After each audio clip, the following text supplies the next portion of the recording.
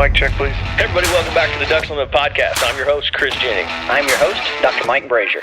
My name is John Gordon. I'll be your host. And I'm your host, Katie Burke.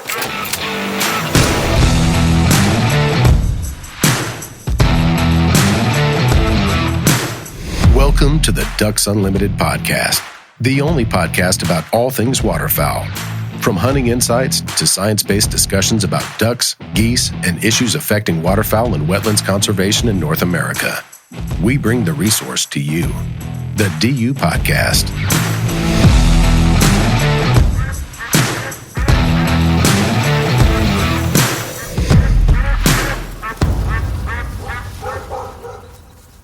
Hi, everyone. Welcome back to the show. On the show today, I have guest Wayne Capooth. Wayne Capooth is an author.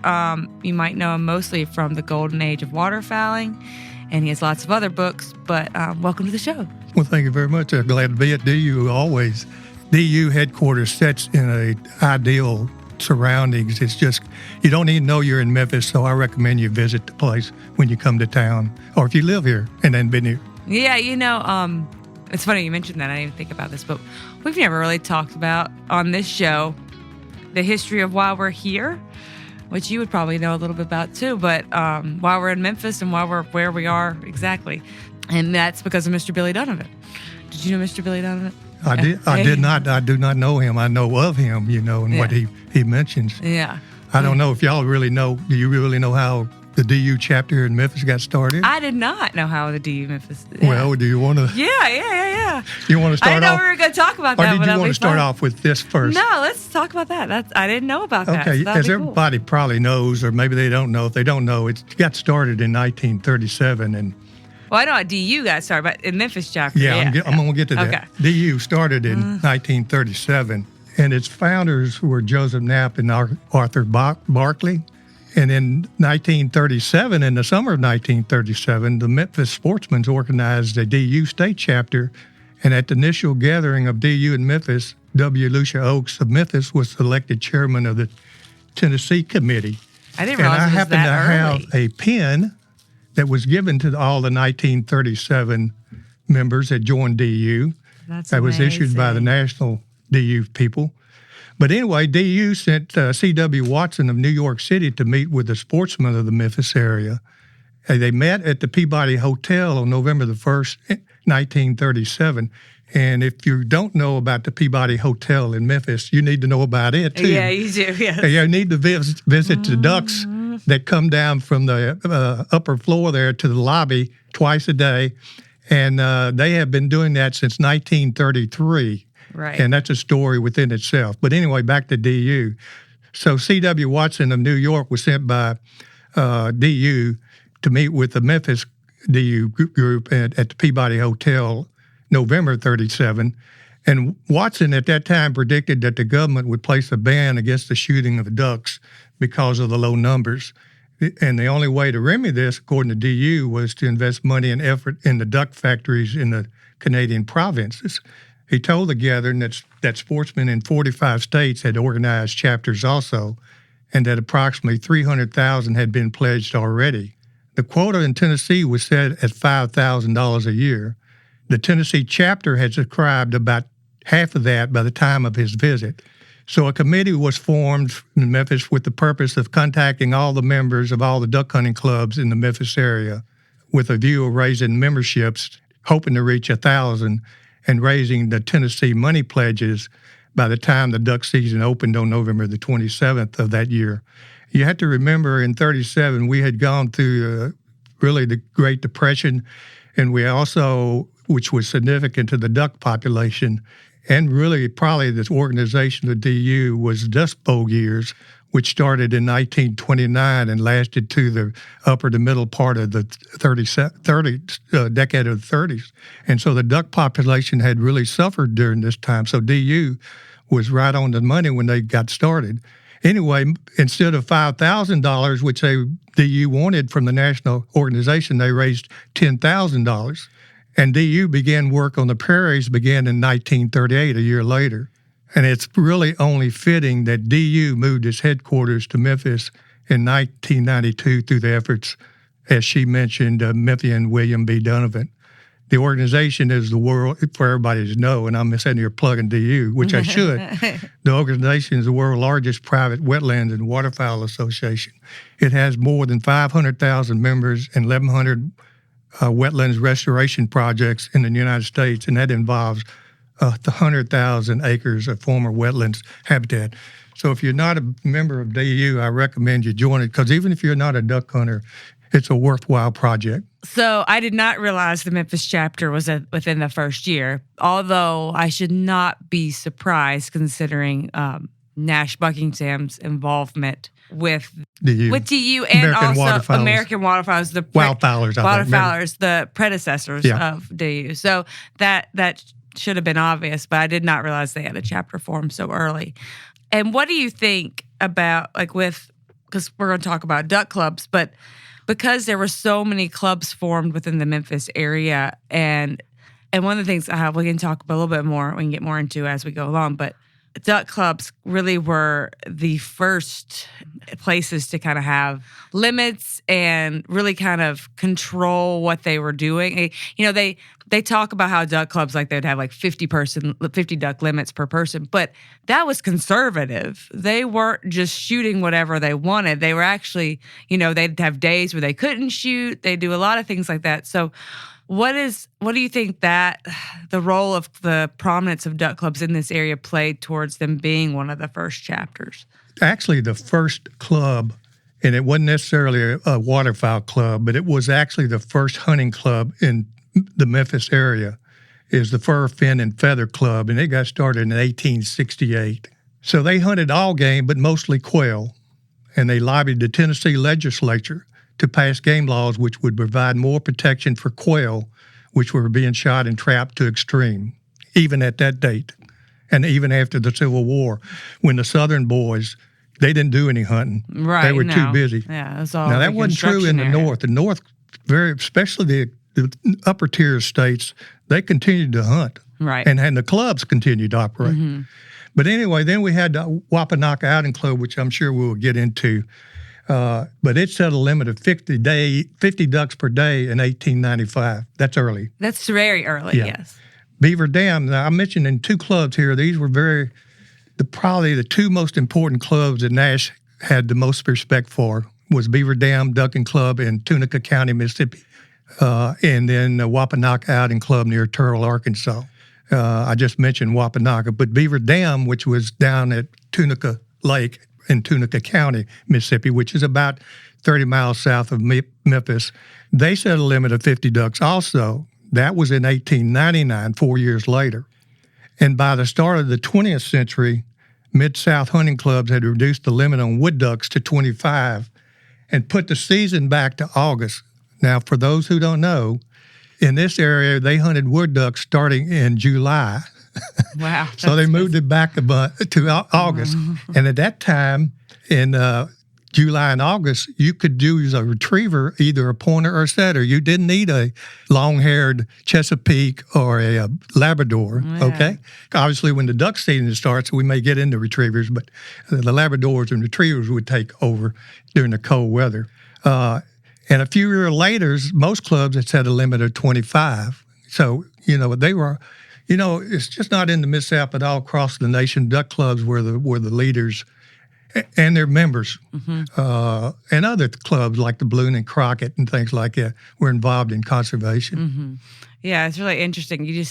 I don't think people realize, because if you go through America, the first time you really see it, except if you go into these histories of the clubs themselves, but if you go into American waterfowlers, we actually have their minutes from their earliest meetings. Really? Yeah, it's really great. And you go through the minutes, and they mention there's mention of they're not concerned about the clubs. That's that's already they're not really that concerned, and maybe we should think about organizing around the way that they have organized taking ducks.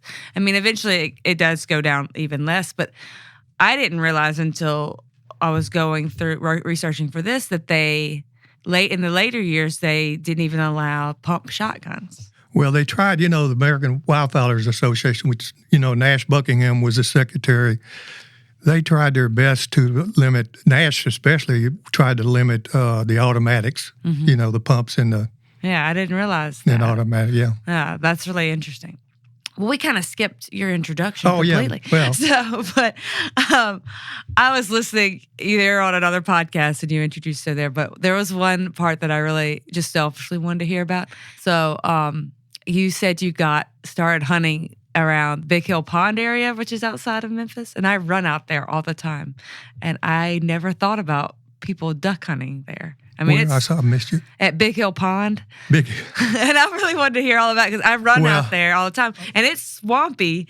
Well, my mom and dad grew up in Schwaller and Raymer, Tennessee, which is about 70 miles east of Memphis on Highway 57, which is just Poplar Avenue. If you keep going east through Memphis and Collierville, you'll come into 57. So they lived out. Dad moved to Memphis in 42. I was born in 44 in Memphis. And we had relatives back in Raymer and Schwaller from mom and dad. So I was back there quite a bit in the summer and back there in the hunting season because that's where I grew up. Being a Southern boy, I was blooded into hunting at 10 years of age, squirrel hunting and rabbit hunting and coon hunting. And I was blood hunting, squirrel hunting because Daddy turned me over to Levi Baxter, which was a black fella that lived right next to him in Raymer. And he went squirrel hunting with Daddy and me, and Daddy let me go with Levi, and Levi was an expert. But anyway, I killed my first squirrel, and Levi blooded me by getting some blood off of my first squirrel and taking his two fingers, his index and middle finger, and streaking across my cheek. But I'm making a long story here. But anyway. We like long stories. So I gravitated from the quail, from squirrel and rabbits and occasional coon hunting to quail. And I did that for a number of years. And I was out quail hunting one day with Dale Locke, who lived there, and he had a set of pointers and setters. And we were hunting a bean field along the edge of a wood line, and we happened to wrap around the wood line in the open field and still in the bean field, and there was a puddle of water. It had rained previously to that, and there was a puddle of water filled with a hen and a drake, mallard. And they both got up, and I looked, and it was sunshine blinding, that green head shining and everything. I said, man, that's for me. So I got into duck hunting. So up between Pocahontas, which was west of Raymer, about 20 miles, there's a hilly section that starts, real hilly. And there's a place called Big Hill Pond. Now it's a state park called Big Hill State Pond. But back then it wasn't. So I grew up squirrel hunting there and quail. And there was a Tuscumbia River comes in through there, and it had a big swampy area. Mm-hmm. Now what they got is the Big Hill Pond now is not the actual old Big Hill Pond. It was down the railroad track. So the railroad track was there? Yeah. Okay. So it was a marshy area. That's a Southern Railroad that got started in 1857 and went from Memphis to LaGrange, Tennessee, and then on to Charleston, South Carolina. Okay. And it was called the Memphis and Charleston Railroad. But anyway, so there was a big swampy area off that Tuscumbia bottom, and that's where I started duck hunting.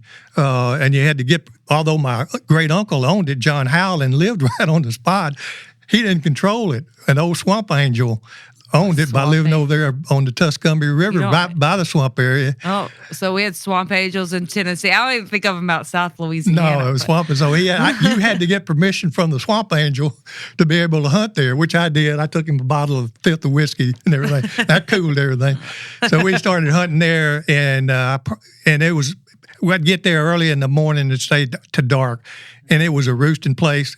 And we were illegal, but we were shooting after dark, and you see that flare of fire flash coming out of the end of that barrel a foot long, shooting those ducks. But anyway, I got started there and then went to Arkansas and hunted, I'd say Arkansas from probably 65 to 82, and that's when I sort of got fed up with Arkansas because of all of the sky busting and the public hunting aspect of it. And that's when I went to Mississippi in 1983, down around Charleston, and joined a club called Wild Wings down there. But folks, I sat there and watched Mississippi from 83 to 98 when I finally left Mississippi.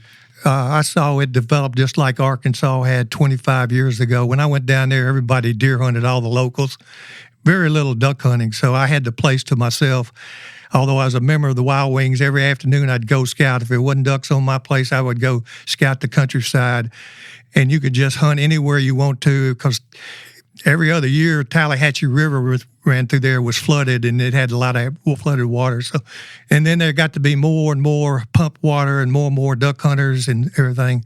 But the hunting was just outstanding down there. Everybody has their own aspect of what a lot of ducks is, but it was a lot of ducks. Okay.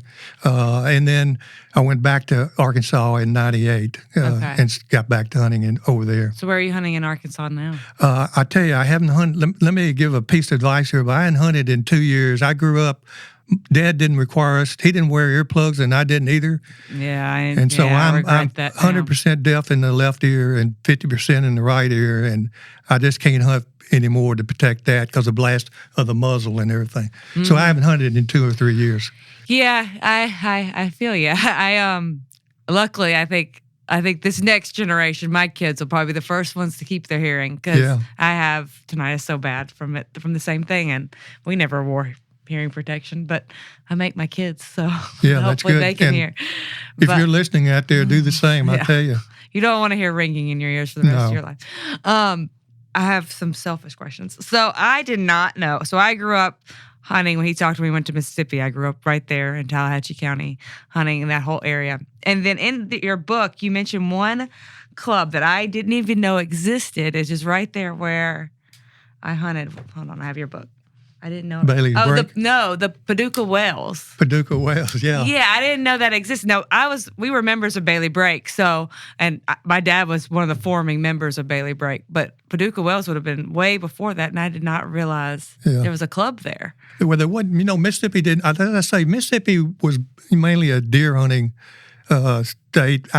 They had some really good waterfowling clubs. I mentioned one, Beaver Dam, is probably one of the best in the world at that time. And then Snow Lake down in Greenville, Mississippi was another good club. But in between there wasn't that many. Yeah. But, Tallahatchie County and Flore and Webb and all of those places, just really good for duck hunting for us, Mississippi. Oh, yeah. That's where most of the ducks in Mississippi hang out. Right.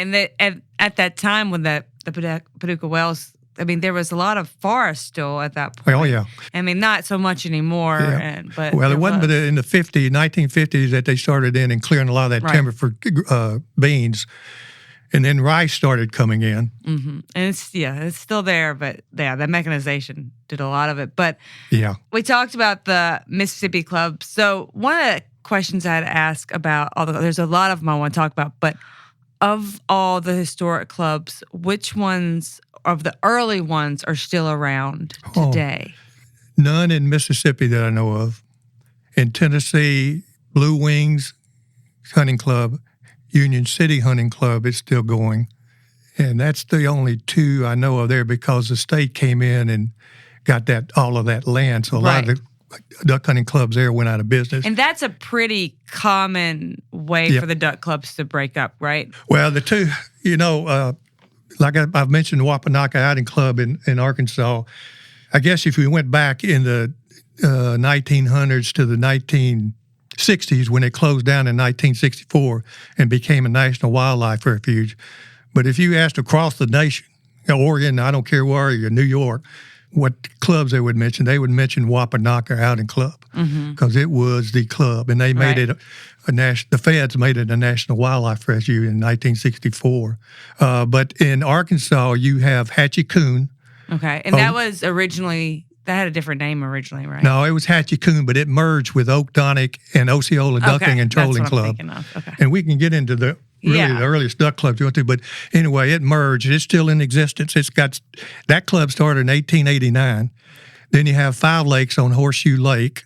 Then you have Menachet, which is just north of Wapanaka, and it's about 30 miles north of Memphis. After you cross the bridge and you go straight north, it would be where Wapanaka is 25, Menachet is about 30 miles. Okay. And then you have OK Hunting Club.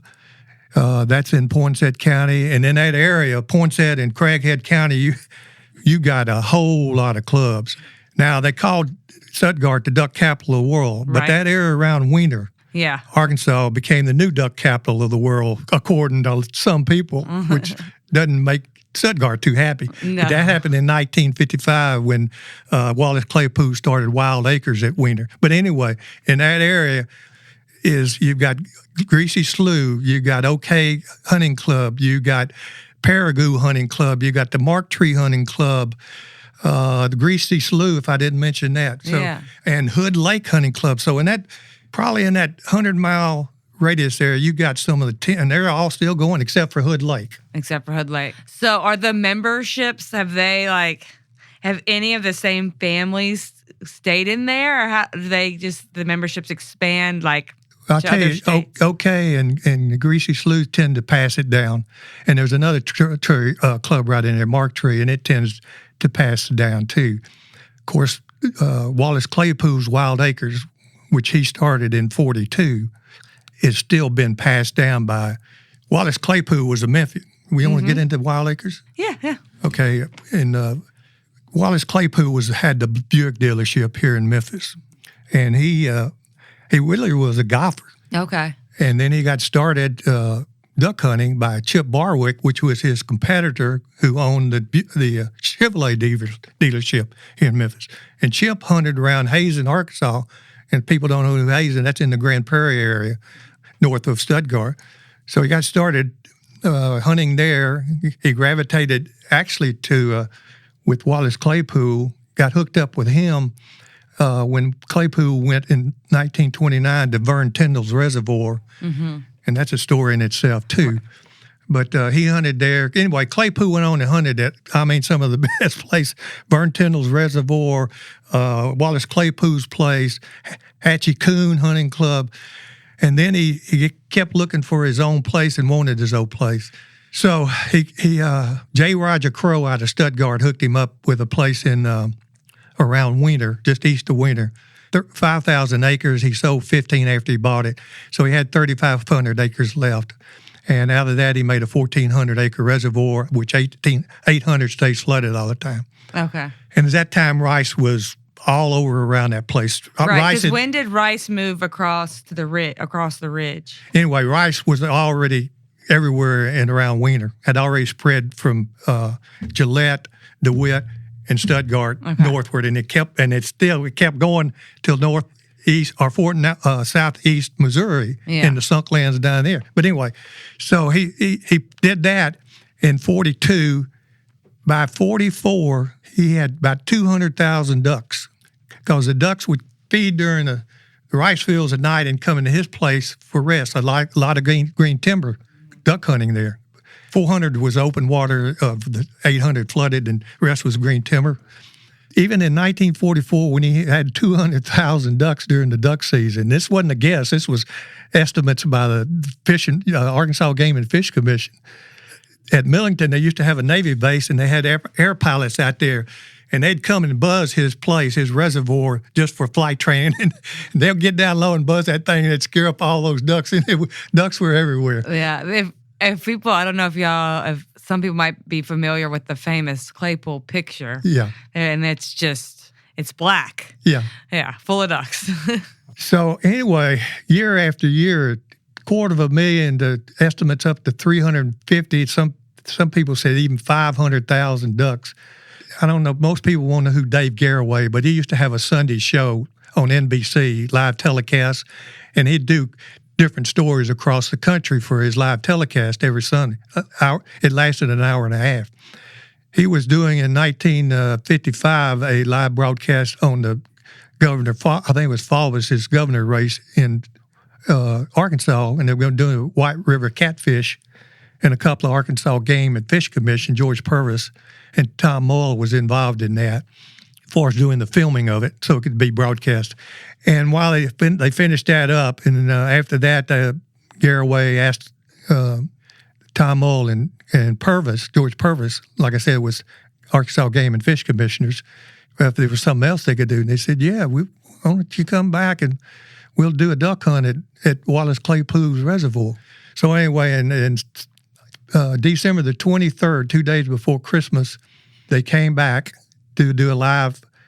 It was supposed to be about 4 minutes, but it ended up being 7.5 minutes because there were so many ducks. But anyway, at that time they had on Wallace Acres Clay at Wallace Claypool's Wild Acres. George Purvis, who I just mentioned, the Arkansas Game and Fish Commission, got hooked up with Claypool in '54 and started filming all the ducks so they could do educational programs for their game and fish when they went out to do meetings and things. And so Purvis was involved with the Dave Garraway program, and he was up in a 40-foot blind in a tree filming, doing part of the filming. Tom Mull was down below in a blind doing the narration for the broadcast. And at a given time, directed by New York to the Wild Acres, they were to explode across the lake 3 canisters of TNT. And the person that was handling the TNT was Herb Parsons. And for those who don't know, Herb worked for the Winchester Western Company. He was their exhibition shooter, and he was the one that was going to fire off 3 canisters of TNT because he did it for every time he'd go to a city to demonstrate his shooting ability. He'd go in the center of town or just outside of town and fire off the canisters to get everybody's attention so they'd come and see what was going on. He had to have I didn't realize that. And he would have their attention so he could tell them about the exhibition he was going to put on the next day. So anyway, he shot the canisters and they exploded. And when it did, there was ducks from water level to the highest stratosphere, from left to right. Yeah. And they were going bunkers in New York at the headquarters. They were shaving time off other programs that they had planned and extended it from 4.5 minutes to 7.5 minutes. And Garraway says at the end of this program, if you'll dust the duck feathers off of your sofa, we'll get on with the rest of the program. That's crazy. I didn't realize that. I mean, I've seen the footage of that, and I didn't realize that's like how they got them. Because like the footage is amazing because it looks like static. It's because it's in black and white. It doesn't even, and then you realize it's ducks. Yeah. Like when you first look at it, it's just like static on a TV screen, and then they're like, oh no, those are ducks. I mean, I can't even tell you how many ducks are out there. Well, if I could input this, It's I amazing. mentioned George Purvis, who did the filming from '54 to '58. Purvis got in good with Claypool, and so Purvis went there often to film. And when I started doing my first book, The Golden Age of Waterfowling, and that was 2001, but before that, obviously, I was doing research. I called George. He lived in Little Rock. It wasn't a game warden at that time, but I called him and lived in Little Rock. I said, George, here who I am and what I'm doing. And I knew you were at Claypool's Reservoir. Well, can I interview you? So he said, yeah. He says, I live in Little Rock, so we'll meet in Brinkley at a little drive-in there. And we met, and they had a little table outside, and we sat there. Met 3 times over the course of several months. And he loaned me all his material, all of his video. And he said, you can take my video and you can make a DVD of it. Mm-hmm. So I took all of his video of Wallace Claypool and I did an hour and 20-minute DVD of Wallace Claypool, Wild Acres. And you'll see what we're talking about here if you hadn't seen it before. And you can get it off of my website at waterfowling.net if you're interested. Yeah, and we have it at the museum. Do you? Yeah. Oh, that's right. Yeah. You loaned it. Yeah, you gave us part of it for the museum. And it's just that's, there's no audio to it, but you just watch through it, and it's amazing. It's I think you cut my audio out because I told him, I said, this is a rookie doing the narration. Yeah, and it's also has the Nash Buckingham videos are in there. Yeah, it's amazing. Oh, we can get into that too. That's quite interesting. Yeah. So did the same film person do his videos, or was that filmed by someone else? Nash? Mm-hmm. That was done by Forest and Stream, the editor and owner, Ed J. Warner. Okay. Yeah, those are amazing. Yeah. And where are those? Where are they in those films? As I've just stated, I did this DVD on Claypool, but I also did a DVD on Nash Buckingham and Forest and Field and Stream. And doing the research for Golden Age of Waterfowling, I came across that Field and Stream. Ed and J. Warner, who was the owner and publisher, they came to Memphis in the season of 1920-21 duck season and hunted, and they were so enthused by the amount of ducks, they said, we want to come back. So Nash was a prolific writer, outdoor writer for those who don't know, and he wrote, I think, 9 books, all outdoors. Probably the most outstanding outdoor writer of all times, and probably ever will be. But anyway, since he wrote for Field and Stream some, plus other magazines, they said they got with Nash and says we're coming back in 21 and 22 to hunt. So Nash set up 4 hunts. He set up a quail hunt at Grenada, Mississippi. That one I won't get into. But each of these films are about 10 minutes long. They're 8 millimeters. And I got the 3 original canisters of the 3 I'm about to mention. Okay. So the first one was a quail hunt, and I put that on this film. And it's interesting whether you're a quail hunter or not, because you'll see them riding in buggies, mules, the dogs working and all of that. It is interesting. And we won't get into it, but I don't think people realize the quail population, what it was at that time. And because it's non-existent anymore. So it is extremely interesting. But yeah, we won't get too much into it. All right, the second was a goose hunt on the Mississippi River about 8 miles below Greenville, Mississippi. And Nash hooked them up with a famous guy down there who ran a Swan Lake Hunting Club. But anyway, they hunted on the Mississippi River on the sandbar, and you can see them digging a pit in the sandbar. You can see them putting out silhouette goose decoys, calling, getting stuck in mud, and the whole thing, and shooting the geese, and see them falling. That's 10 minutes long, and they go down in a boat, land on the sandbar, and they're camping on the sandbar in tents. Yeah. And it's unbelievable. Then the last one at 10 minutes is done at Wapanaka Outing Club, and Nash is shooting with his wife, Irma Buckingham. And they're shooting out of the grass, in a bunch of grass with their decoys out. And they have live decoys out. And they have some live decoys. Yeah, you could still do that. They were outlawed in 1935. But anyway, you can see the black paddlers, and there's a difference between paddlers and pushers. There's so much to talk about, but Wapanaka and a lot of the southern clubs had black paddlers to do not only be the guides and the duck callers. Folks, they were excellent duck callers, and they retrieved the ducks for them. They cleaned the ducks for them. They cooked and all of that stuff. But anyway, you can see all that going on, and there's just so much involved. And you just sit there in amazement at the old times, and you think, I wished I lived during that time. But the fourth one they were going to do was Mud Lake over in Hughes, Arkansas. Mud Lake Hunting Club. Okay. But I never could find that, and I don't believe that ever got done. Okay. So this is off topic, but you might have an answer for me. And I always have wondered this. But so talking about Mississippi and Arkansas, so we have a huge history of, not Mississippi, but Arkansas and Tennessee, of call makers. There's lots of call makers that carve duck calls and that. But Mississippi doesn't have much of a history, though it has a big history of duck hunting. But there are no decoys. None. They didn't need decoys. Okay. A lot of the hunting was timber hunting, and you just don't need them in there. You know? And that's the reason? If you go way back, let's go back up in Illinois where this stuff really came from. Decoy. Yes. They were big in decoys, and they're big, huge. and probably the originator of the duck call. Okay, yes. They didn't take when they first started way back. They didn't need it. They just did their calls, and then they'd put out some live decoys, and then they'd put out later live decoys and mixed in with the artificial decoys. But you didn't need it. That's it. They just didn't need it. And so they do. So the duck call finally made it down here, and so they started using the duck call even in the timber, and especially in the open water at Reelfoot Lake, where there's more open water. And, of course, Reelfoot used decoys. Now, I shouldn't say they didn't use them. Reelfoot used decoys because there was a lot of open water there. Right. So where were their decoys coming from? Because they weren't making them. Illinois. Yeah, they're just bringing them down. Michigan, Yeah. It's just even weird East that Coast. They never made them.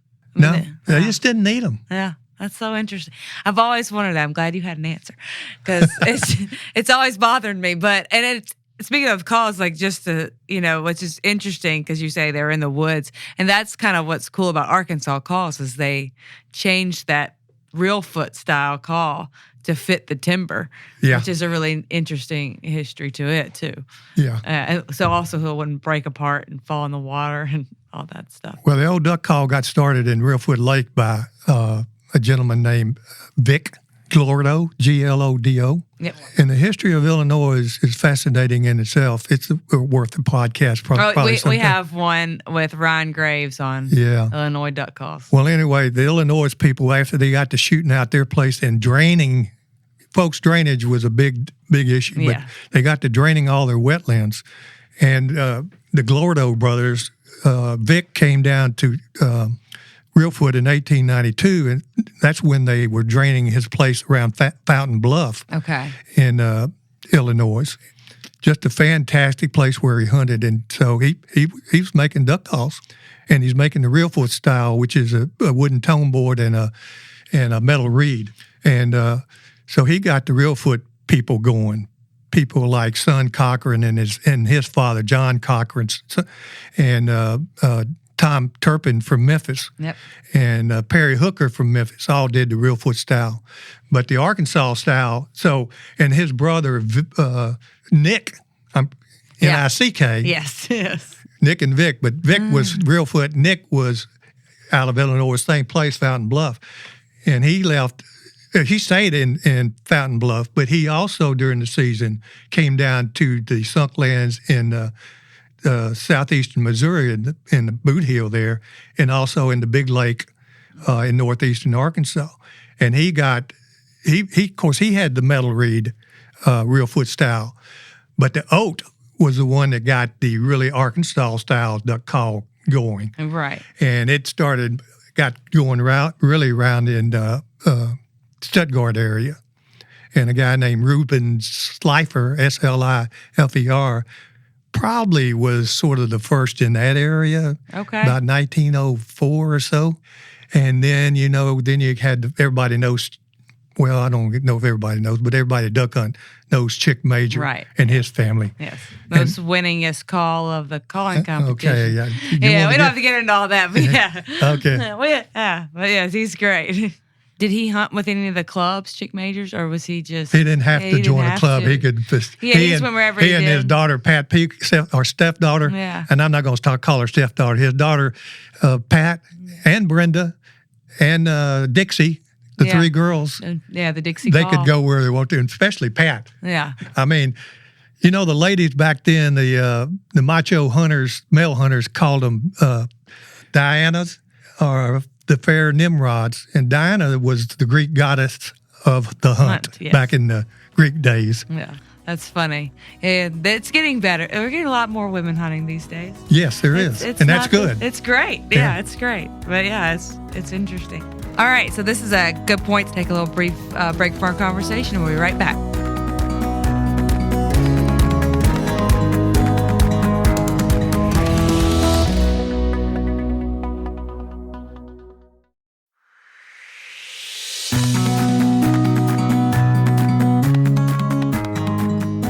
Okay, so we've talked about the Mississippi clubs, and we talked about a bunch of the Arkansas clubs, and we just mentioned Reelfoot Lake, and it would be amiss of us being in Memphis, Tennessee, not to talk about Big Lake and Reelfoot Lake, Yes. and their influence on historic duck clubs. So let's go there. I mentioned if you ask somebody across the country, they'd mention Wapanaka if they one club, but if they mentioned two places to go, especially in the real old days from the 1850s on, Reelfoot was the place to go. And then across the river over in Arkansas was Big Lake. It was in the northeastern part of Arkansas. And both of those lakes were created by a series of earthquakes that occurred over a period of 6 to 8 months from 1912 to 1913. And they couldn't register the Richter scale then, but it's been estimated anyway. They had 3 that registered over 7. So when they had the earthquakes between, it's 1811 and 1812, over 8 months, it created Reelfoot Lake. And the river, Mississippi River, actually flowed backwards for about 15 seconds, and it filled Reelfoot Lake. And Reelfoot Lake at the south end had a high rise there, and it backed up that water, and it kept the water year-round, okay? Big Lake was a little different. They didn't have that high rise on the south end, but it would fill up. And on wet years, it would stay filled up. But on dry years, it would sometimes dry up, and they could even run pastures in their cattle on it. But Little River ran through it, okay? Then it would flood at times. But back to Reelfoot, just a ton of clubs. There's no way to mention all of them, but I'm going to mention some of the old ones. Okay.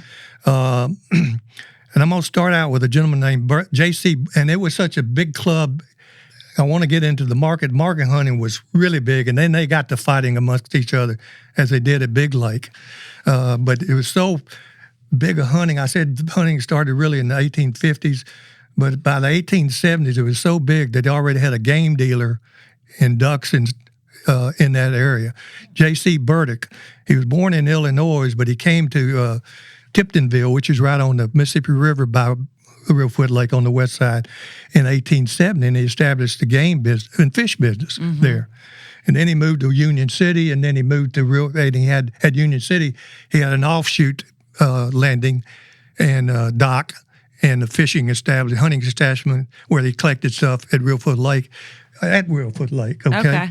And so he got established, and then the first hunting club in Reelfoot Lake was in 1897, the Louisville Outing Club. Didn't have anything to do with Memphis. Yeah. But had to do with Louisville, Kentucky. Yeah. Because they frequented that club, as did Nashville clubs. Yeah. And as did St. Louis, besides Memphis. One of the organizers was W. Chess. He was out of St. Louis, Kentucky, and he hired started the club, and he hired game wardens to try to keep the market hunters off of the Reelfoot Lake from market hunting. Yeah. Well, that didn't work out. No. But he tried. Yeah. And what year was that again? Well, in 1897, the club was started, and he hired them then. Okay. So this went on in the next season and to 80 or 98. And Chess and the club members got so fed up, they just said, we're out of here. Right. So they left, okay? And they sold it to a guy named James C. Harris. He was the largest cotton planter in Lake County, and I forget the other county, but they make up the Reelfoot Lake. Okay. And he bought it for $5,000. And he also wanted to keep the market hunters and the sportsmen off because he wanted to drain it and turn it into cotton land. Yeah, I'm glad that didn't happen. The natives went to court in 2002 and got an injunction to stop Harris, which they did. And the effort by the market hunters to stop it was led by this game guy, Burdick, because he was happy. He was getting all the game. Right. So he led the charge and got all the attorneys to fight him. Where was he sending the game? Like, was he sending to Chicago mostly and St. Louis? Well, he was sending to Louisville, Memphis, St. Louis, Chicago, and even New York. He was sending it everywhere. Okay, even as far as New York. That's crazy. Yeah. Okay. I figured that they had enough ducks up there from all the They did, Maryland, but see, and at that time, this was about 1900 then, okay? Okay, yeah. As the eastern seaboard got shot out and drained, and the celery was gone, and everything regressed westward. Yeah. Okay. Actually, Chicago took over New York as far as being the main game depot. Right. So a lot of stuff out of here went to Chicago. Stuff out of Texas went to Chicago. And then Chicago would even send it to Europe. Oh, wow. As New York used to do. Okay. I didn't realize that. Okay. So anyway, then Harris appealed to the Supreme Court to try to, and they upheld the injunction, okay? So Harris was a little bit behind the 8 ball at this point. He might as well, he said he might as well make some money. So he leased it to Burdick for 3 years, and he got being paid a high royalty, so much per number of ducks and so much number of fish, okay?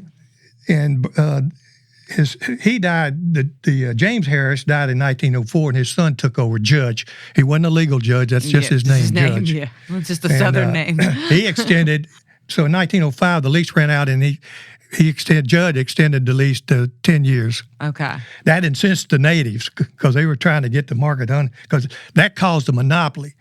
So Burdick had to reduce what he get paid to the game market hunters and the fishermen because he was paying so much royalty to Harris. So that made them mad, okay? Okay. And then that's when the terror started in 1907 with the Night Riders. What are the Night Riders? I don't know this. Well, the Night Riders actually got started in Kentucky and Middle Tennessee over the tobacco. Oh, okay. And the tobacco had the people who bought the tobacco from the farmers had a co-op type deal, and they sort of set the price of what they would pay the farmers for their tobacco. Well, that didn't agree. Got to the point where they didn't agree with the cooperative people, so they started night riding like the Ku Klux Klan. They wasn't Ku Klux Klan, but they had an oath, faithful oath. You're loyal to us. They did the white hoods and the white robes, went around on horses, especially at night. Anybody had to do anything with a co-op place got burned or run out of the country. Well, that happened in Tennessee starting in 1907. Okay. They got fed up with the low prices they had been paid by Burdick, and they started their own game buying business, duck buying business on Reelfoot. And Burdick got a temporary injunction against that, put them out. So that made him even madder. So in 1907 through 1908, the Night Riders every night was looting, burning boat docks, burning the city of Sandburg right on the edge of the Reelfoot Lake, and killing people. Oh my God! I didn't know. And then, so Burdick had to close down. Okay, so what stops the Night Rider? Where does that? So in 1908, after Burdick's game business got his dock and his boats and everything got burned down, the Night Riders continued because Drudge had formed the West Tennessee Land Company because he saw a little more power if he had more members or more people in the courts, because he kept trying to get complete control of the lake.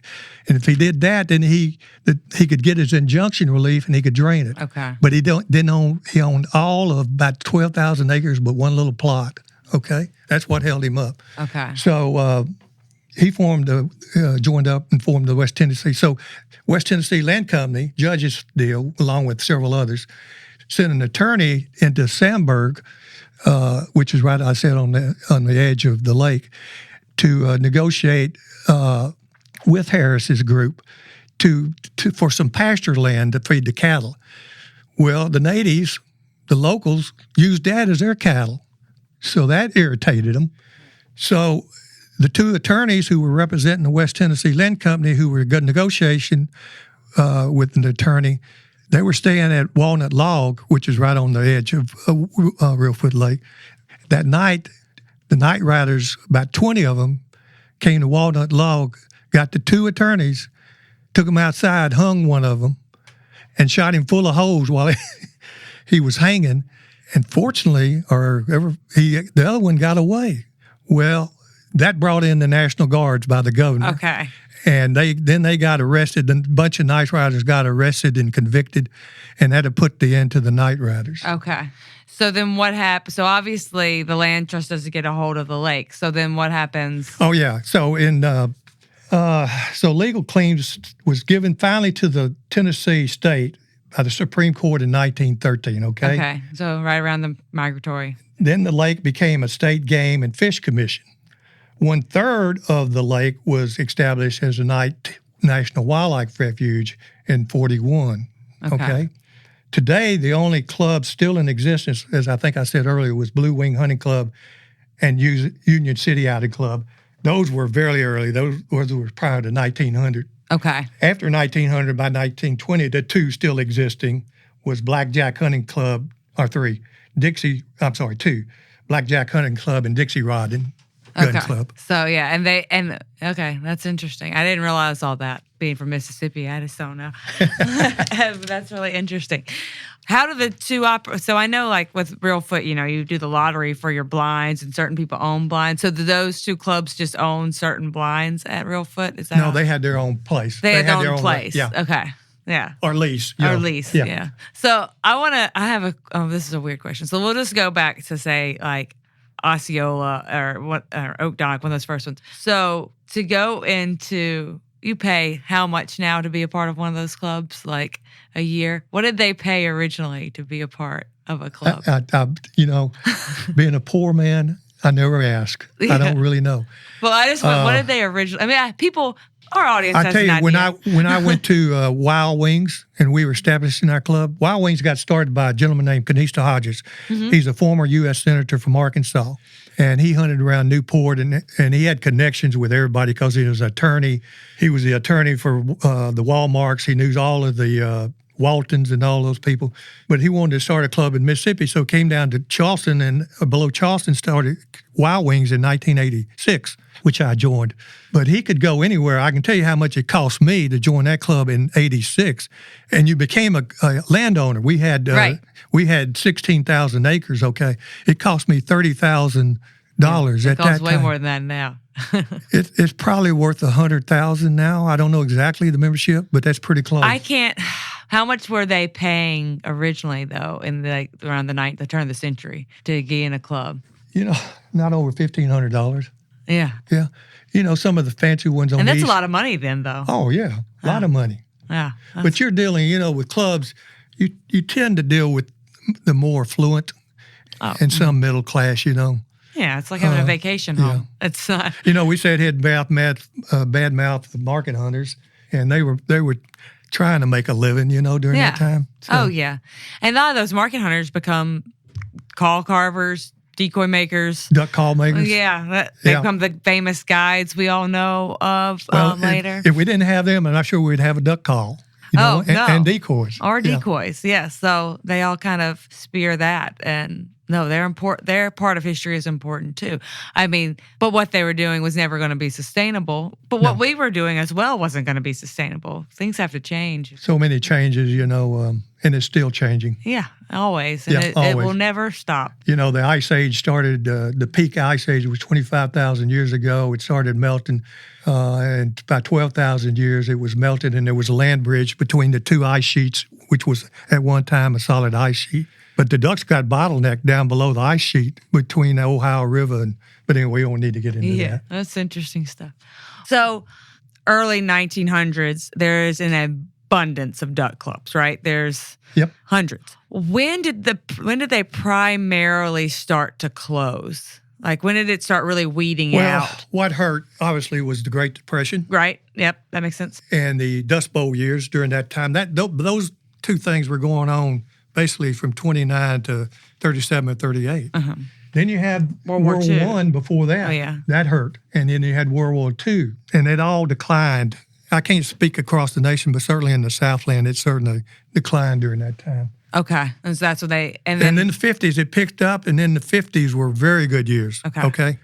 The 90s were very good years. I don't know where we are now, Were some of the most clubs hunting on land that they own, all private on land? Both private and leased. Because I would think that, because just knowing from where I'm from in Tallahatchie County and growing up there and the clubs that were around there, the ones that own their property have stuck around. But we talked about before the show started, I hunted York Woods as a kid. And that was all leased property. Yeah. And there was probably 10 clubs on York Woods. Yeah. And now it's all owned by one person. Yeah. So I guess that's probably what's happened. A lot of it, those leases are getting consolidated into private property or, me and my brother were talking about this year, and this is off subject, but I wonder what you think about it. I wonder if it is economical for the farmers down there to lease their land to duck hunters in the winter as it used to be. And I don't know the answer to that. I just wonder, we just kind of, sitting on the porch, drinking wine, thinking about like, you see less farmers hunting or leasing their property around Tallahatchie County than when we were growing up. And I don't know what the cause of that would be. I don't know. From a farmer standpoint, I think ducks are beneficial, I do too. Because they go in there and they eat the red rice. And so from that standpoint, they're beneficial. The problems with what's going on now is you've got these reaper heads that go in there and they stripper heads, they go in there with these combines and they strip all of that rice. There's very little left in the rice fields. And they get it out so early, that's what left during the warm fall, they germinate. That seeds germinate. So a lot of stuff is going on. And thank God DU is here, because if DU wasn't here, and if it hadn't started in 37 at the end of the Dust Bowl and the Depression, there wouldn't be, my personal feelings is it wouldn't even be any duck hunting. And it makes us rethink about how we're doing it and moving forward. But now, what's going on now is that, that with this warming, and it's been warming ever since 12,000 years ago, and it's continued to warm, the Arctic, the ducks will shift. They'll shift north, okay? So where they don't breed and stay the summer in the Arctic area, they're going to start, okay? Because that's warming up, and the ice tundra is sprouting grass for them. Yeah, they're not like So you're going to see more breeding and feeding in the summertime up there. So they'll move. That'll as a potholes in North Dakota and South Dakota and Alberta and Saskatchewan sort of progress north, drying up northward. More potholes will develop up there. So, you can go back and read in history. You know what goes on when the ice age is at an extent where the ducks get bottlenecked below Ohio River because of ice and to the Gulf Coast there. You know what sort of happens there. That's how the mottled duck, all these mottled ducks and the Mexican duck all got started. Right. They didn't need the dichromatic Drake coloring because they had so many ducks bottleneck down there that the predators would get after them. And the predators were going to take care of that. We're going to take that greenhead first. Right. So that's how the monocrap, the hens, are all hens in that area. Yeah. Stay away from the predators. And that's and a lot of them became non-migratory. But there's no history on what happens between what's called an interglacial period, between one glacier and when it warms up, and the next glacier.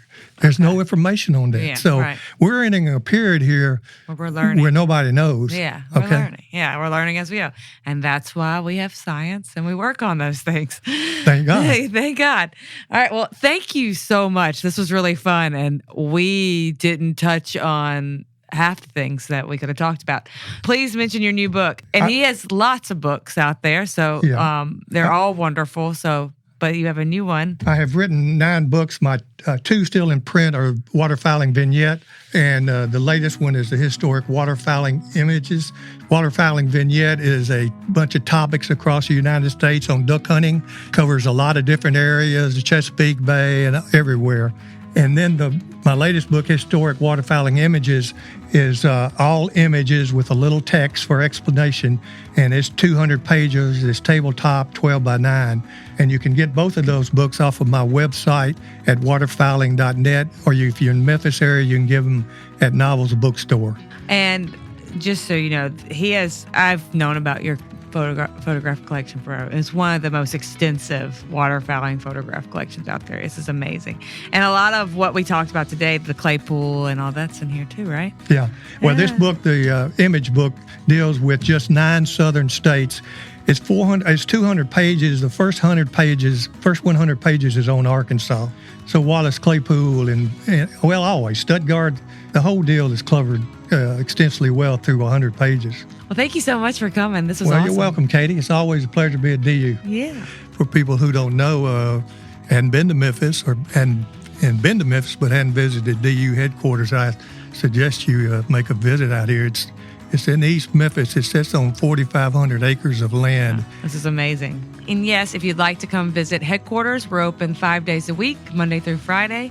And just give us a shout, and we're happy to give you a tour. Thanks again, Wayne, for coming on the show. Thanks to our producer, Chris Isaac. And thanks to you, our listeners, for supporting wetlands and waterfowl conservation.